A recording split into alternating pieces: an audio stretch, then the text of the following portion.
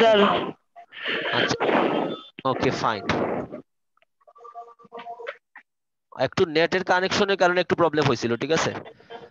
আচ্ছা, সো আমি বলছিলাম যে আজকে বেসিক্যালি আমরা রাইট ফর্ম অফ ভার্বস নিয়ে আলোচনা করব, তাই তো? দেখো লেখাগুলো ক্লিয়ার কিনা সবার? হ্যাঁ স্যার, একদম ক্লিয়ার।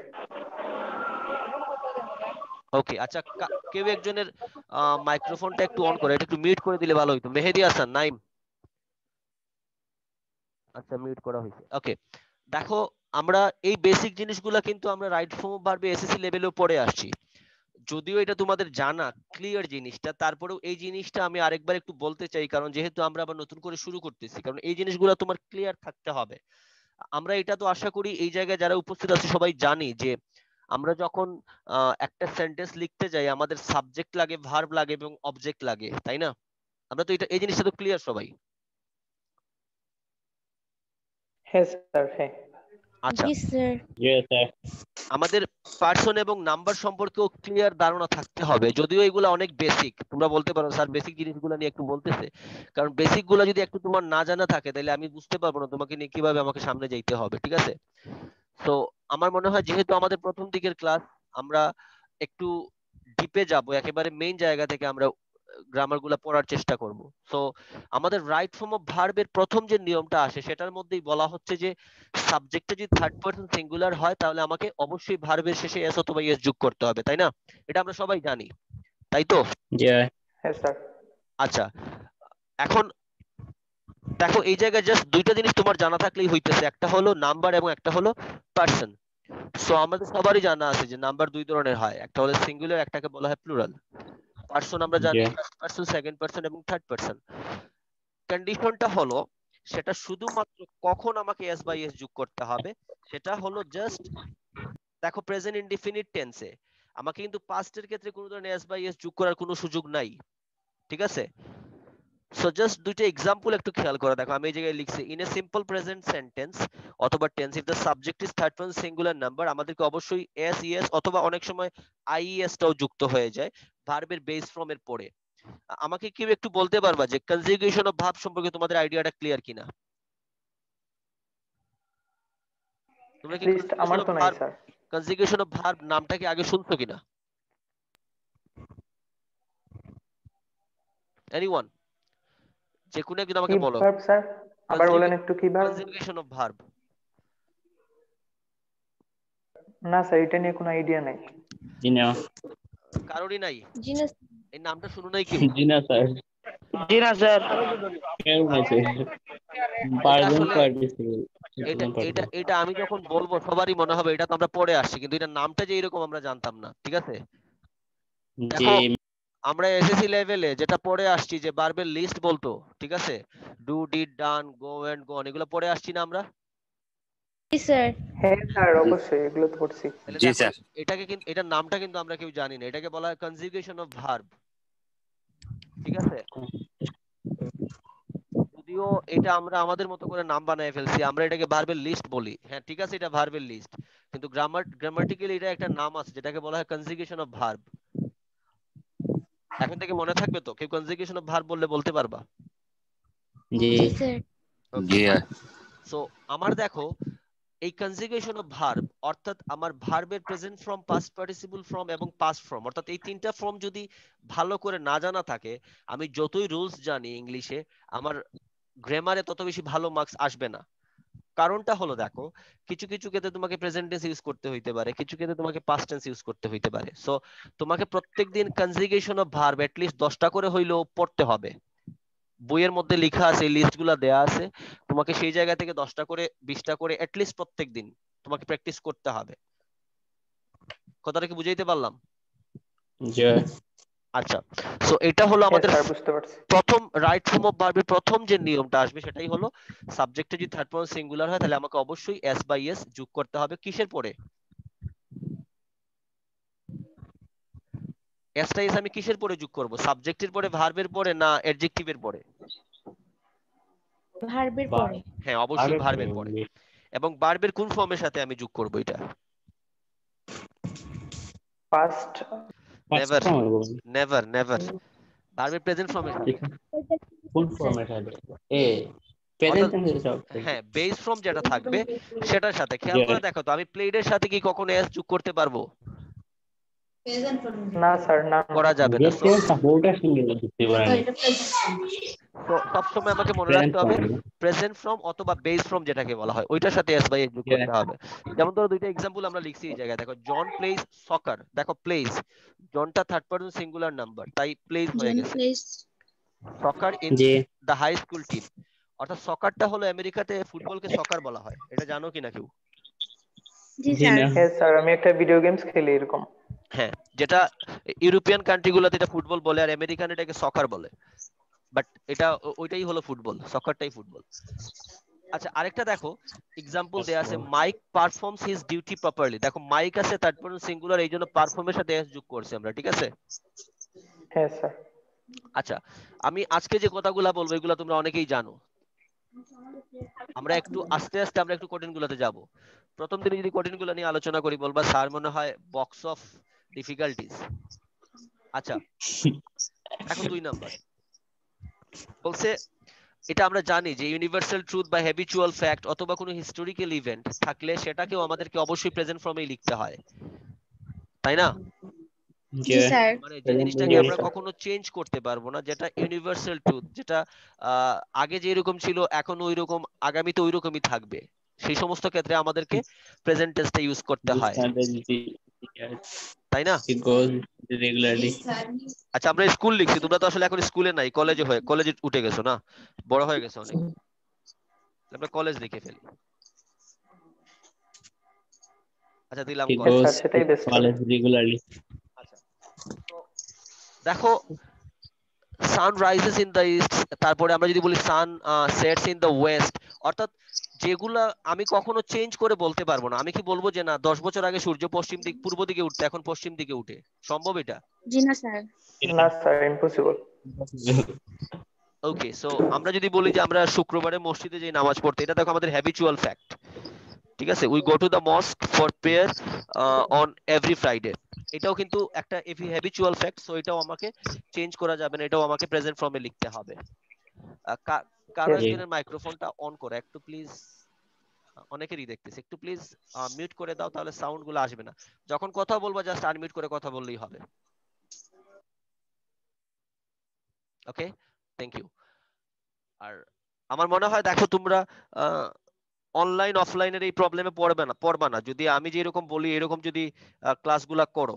আশা করি আমরা যেরকম ম্যানুয়াল ক্লাস হইতো এরকমই বোঝানোর চেষ্টা করতেছি, কারণ টিচারদেরও কিন্তু অনেক এফোর্ট দিতে হইতেছে, আমরাও তো এটার সাথে অ্যাকাস্টমড না, আমরা সবসময় ম্যানুয়াল ক্লাস করে আসছি, এরকম অনলাইনে ক্লাস করতে হবে এটা কখনো ভাবি নাই, তাই না?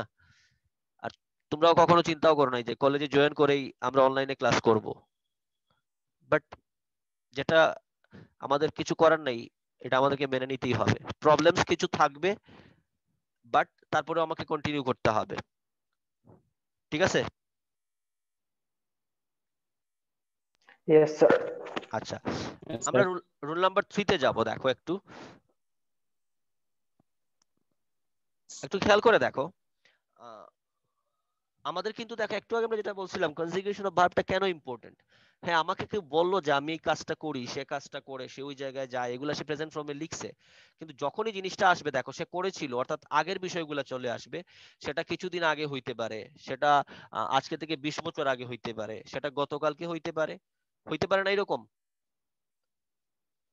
হ্যাঁ স্যার, হতে পারে। আচ্ছা, এটা আসলে 5 নম্বরে চলে গেছিল। 3 নম্বরে একটু আমরা দেখো 3 নম্বরটা দেখা যাচ্ছে কিনা, 3 4। জি দেখা যাচ্ছে। আচ্ছা, তাহলে আমরা 3 এ আসি। দেখো 3 এর ক্ষেত্রে দেখা বলছে if a sentence contains now at this moment অথবা এট প্রেজেন্ট, তখন এইগুলো আমাদেরকে প্রেজেন্ট কন্টিনিউয়াস টেন্সে নিতে হয়। আচ্ছা, টেন্স তো সবার ক্লিয়ার, তাই না? জি জি সবাই স্যার। আমাকে একটু হ্যান্ড রেজ করে বলো যে জি স্যার আমরা টেন্স বুঝি স্যার, সমস্যা নেই।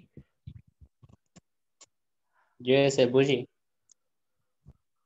Yes sir, tense clear. আচ্ছা, ওকে, স্যার আমাদের অনেকে আছে স্যার, ক্লাসে জয়েন করতে পারতেছে না, ওরা বলতেছে আপনি নাকি ওদেরকে রিমুভ করছেন। আমি একটু বলে দাও যে স্যার বলছিল নিজের নাম এবং রোল নাম্বার দিয়ে ঢুকতে, তাইলে যারা এরকম করতেছে না তাদেরকে আমি রিমুভ দিতেছি, ঠিক আছে? একটু কাইন্ডলি এটা ওরা বলে দিবা। বলছে রুল স্যার নিজের নাম তারপরে দেওয়া আছে। নিজের না নাম না, হইলে আমি নিজের কাউকে নাম দিয়ে রিমুভ থাকলে তো ইম্পসিবল স্যার, কখনোই। রিমুভ দেওয়ার কথা না। আচ্ছা তাইলে বলো নিজের নাম দিয়ে আবার অ্যাড হইতে, আমি জয়েন করে দিব সাথে সাথে, ঠিক আছে?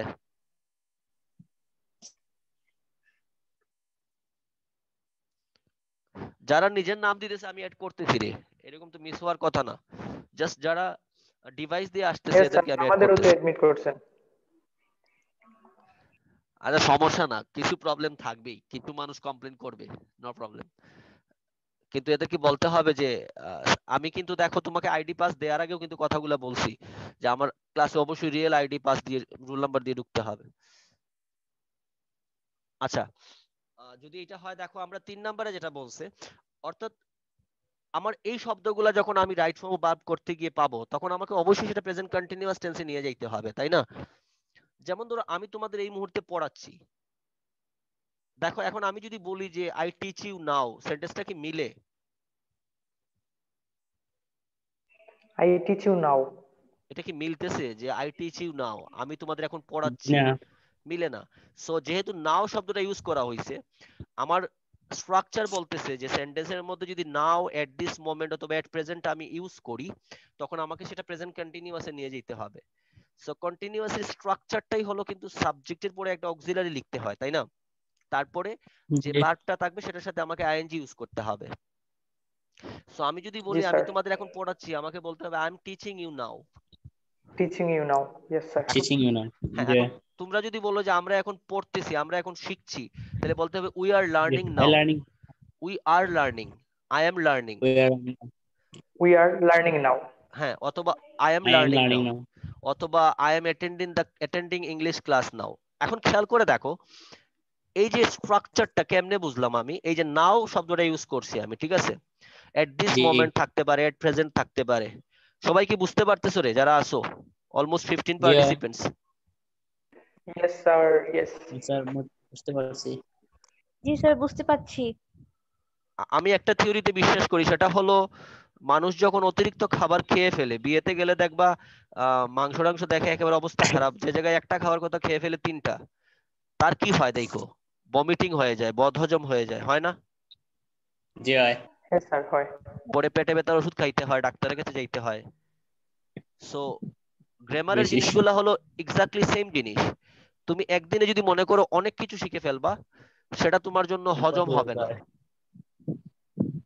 কম শিখো, no okay sir. Problem, but যেটা শিখবা সেটা যেন একেবারে পারফেক্টলি শিখা হয়। ওকে স্যার, থ্যাংক ইউ আচ্ছা অ্যাডভাইস করার জন্য।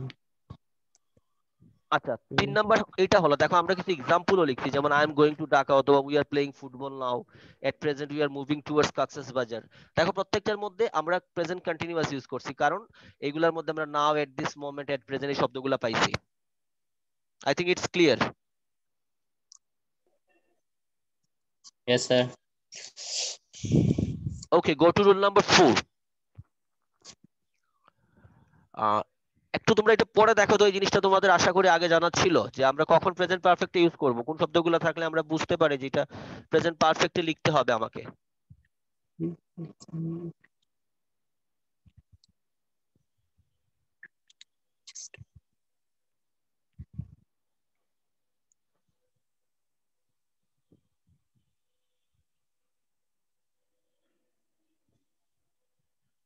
স্যার আমি একটু পড়ি রুল নাম্বার 4টা। হ্যাঁ পড়ো। If a sentence contains some adverbs like just now, already, yet, lately, recently, ever, etc., that sentence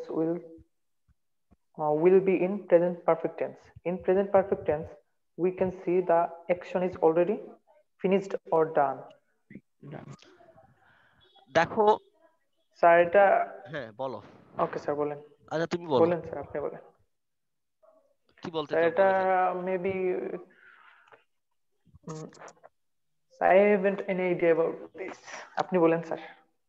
anyone anyone has any idea about this one? কারো কি আইডিয়া আছে? আচ্ছা আমাদের এই যে 15 জনের মধ্যে কেউ কি বর্ডার গার্ড স্টুডেন্টস আছো রে? জানলাম না স্যার, স্যার আমরা আমি আছি। কে স্যার যে এটা বলছো যদি আমি বাংলাতে আছি? স্যার ট্রান্সলেট আমি করা আছি। হতো তাহলে আরো সহজে মেবি একটা ধারণা পাওয়া যেত। কি নিয়েছি বললে? স্যার। আমি এত রিসেন্ট ট্রান্সলেট করতে পারতেছি না। না ট্রান্সলেট আমি করাবো, কোনো সমস্যা না। আমি একটু জাস্ট জানতে চাচ্ছি বিজিপিএসসি র কারা, একটু জাস্ট হ্যান্ড রেজ করো। একজন আমরা দেখলাম, মাহিয়া চৌধুরী কি বিজিপিএসসি র? আগে পড়ছিলাম, 9-10 পড়ি নাই। না 10 থেকে পাস করে আসছো এরকম কেউ আসো? দেওয়ান মাহফুজ রাজা সুমন, আচ্ছা জি না। স্যার আমি হ্যান্ড রেজ আছি। করলো কেন তাইলে সে? নার্গিস নওশিন, স্যার আমার হ্যান্ড রাইজ আগে করা স্যার ছিল, ওই আমি যে আপনি আছি। বলছিলেন টেন্স ক্লিয়ার কিনা, আমি লোয়ার হ্যান্ড করে দিচ্ছি। আচ্ছা আমি আছি যে বলছো সে কে? নার্গিস, জি স্যার। আচ্ছা। আর আর কেউ নেই, একজন পাইলাম এই 15 জনের মধ্যে আমরা। আচ্ছা ওকে, নো প্রবলেম, এটা কোনো কিছুর জন্য না, জাস্ট একটু জানার জন্য বললাম। ওকে, কারণ বিজিপিএসসির হইলে আমাকে আগে দেখার কথা, যদিও আমি স্কুলে ক্লাস করাই নাই কখনো। আচ্ছা, সো রুল নাম্বার 4 যেটা বলছে, দেখো তুমি পড়ছো যেটা, সেটা হলো যে কিছু কিছু ক্ষেত্রে দেখবা আমরা যখন বলি না যে আমি যদি বলি মনে করো আমি এই মাত্র মনে করো জাস্ট এই মাত্র কাজটা আমি করছি, আমরা অনেক সময় বলি না যে আমি এই কিছুক্ষণ আগে কাজটা করে আসছি, মানে বাংলা যখন হ্যাঁ স্যার মিনিংটা বলি। এইরকম দাঁড়ায়। অথবা আমি বললাম যে আমি এই মাত্র তার সাথে দেখা করে আসছি, সে আহ এই মাত্র বাসায় এসে পৌঁছেছে। অর্থাৎ এই যে স্ট্রাকচার গুলা যে ফলো করে, এই ধরনের ক্ষেত্রে কিছু adverbs like just, just now, already, অর্থাৎ যদি এই শব্দগুলা তুমি কোনো সেন্টেন্সে পাও, just, just now, already, yet, lately, recently, ever, never, etcetera, মানে এই টাইপের যদি শব্দগুলো তুমি কোনো সেন্টেন্সে পাও, তখন তোমাকে এটা ধরে নিতে হবে যে এটা আমাকে প্রেজেন্ট পারফেক্ট টেন্সে লিখতে হবে। ঠিক আছে? কেন? দেখো জি আমি যদি বলি যে আমি এই মাত্র আমার খাবারটা খেয়েছি, তার মানে কি আই হ্যাভ জাস্ট ইটেন মাই মিল। দেখো আই হ্যাভ জাস্ট ইটেন মাই মিল। আমি বললাম যে তিনি এই এই মাত্র এসেছেন, বা 2 মিনিট আগে, 5 মিনিট আগে। He has just arrived, he has just come. কথাগুলো কি বোঝা যাচ্ছে? জি হ্যাঁ স্যার যেমন ধরো আমি বললাম আমি জি কাজটা স্যার। ইতিমধ্যে শেষ করে ফেলছি, মানে আমি কাজটা অলরেডি শেষ করে ফেলছি। I have already finished the job, I have already finished my work. অর্থাৎ এই মিনিংটাই তোমাকে নিয়ে যাবে যে জাস্ট, জাস্ট না, অলরেডি, ইয়েট, এইগুলা থাকলে তোমাকে বেসিক একটা জিনিস মনে রাখতে হবে যে এই শব্দগুলো থাকলে আমাকে সেটা প্রেজেন্ট পারফেক্ট টেন্সে লিখতে হবে, যদি সেটা পাস্টের কোনো বিষয় না হয়। ঠিক আছে? হ্যাঁ স্যার বুঝতে পারছি। এখন কথা হইলো, দেখো এখন জাস্ট পাস্ট টেন্সে বললা, আমি যদি বললাম যে মানে সুইজারল্যান্ডটা আমার অনেক ভালো লেগেছিল, আমি সুইজারল্যান্ডে গিয়েছিলাম। এখন যদি কেউ বলে ফেলে যে আই জাস্ট লাইক সুইজারল্যান্ড, এখন খেয়াল করে দেখো, এখন যদি বলো যে স্যার এই জায়গায় তো সে নো জাস্ট স্যার ইউজ হবে করছে, না। না না, হবে না। হবে, কেন হবে না? যেমন ধরো আমি তোমাকে বুঝে একটা জিনিস, দেখো আমরা বলতেছি এটা প্রেজেন্টের বিষয়টা, কিন্তু কেউ যদি হ্যাঁ স্যার বলেন বলার সময় বলেন। বলে ফেলে যে আই জাস্ট লাইক সুইজারল্যান্ড, মানে সুইজারল্যান্ড আমার খুবই পছন্দ, এখন তুমি তাকে কি বলতে পারবা যে কেন এই জায়গায় জাস্ট ইউজ করলা? আমরা তো জানি জাস্ট ইউজ করলে প্রেজেন্ট পারফেক্ট হইতে হয়, এরকম কোনো রুলস কিন্তু নাই। কেউ যদি বলার সময় বা লেখার সময় জাস্ট আর অন্যভাবে ইউজ করতে চায় সে পারবে, বাট মেইন কথাটা হলো আমরা যখন রাইট ফর্ম অফ ভার্ব করতে যাব, ঠিক আছে, তখন আমাদের একটা প্যাটার্ন তৈরি হয়ে যাবে।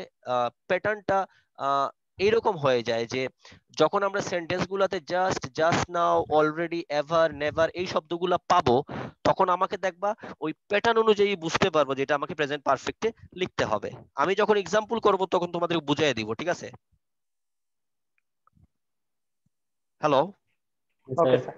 আপাতত এতটুকু জানলেই হবে যে জি স্যার। জাস্ট, জাস্ট না, ওইগুলো থাকলে আমাদেরকে সেটা প্রেজেন্ট পারফেক্টে লিখতে হবে।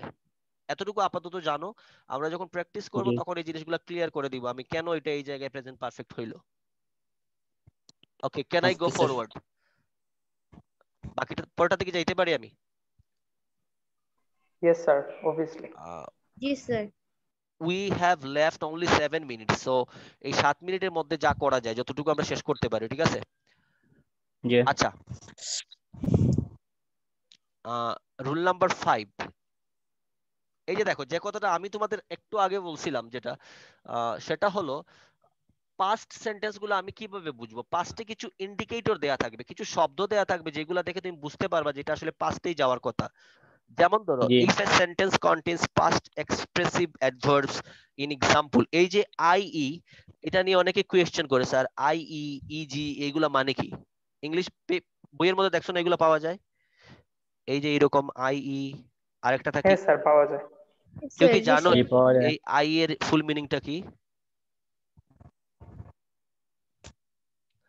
এটাকে বলা হয় ইন এক্সাম্পল।